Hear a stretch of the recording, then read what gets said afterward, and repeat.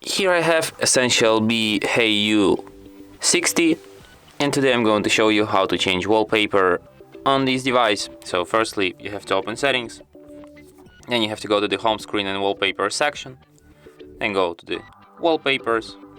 You can select one of the live wallpapers, but if you don't have ones on your device, you have to download them from the internet, and then you can use these live wallpapers.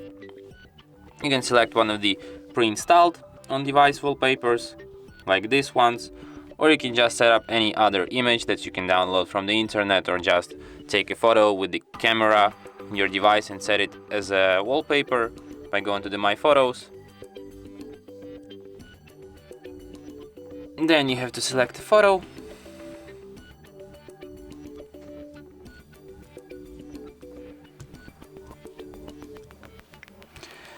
Okay, maybe not like this. Just go to the photos, then select photo here. Here you can adjust it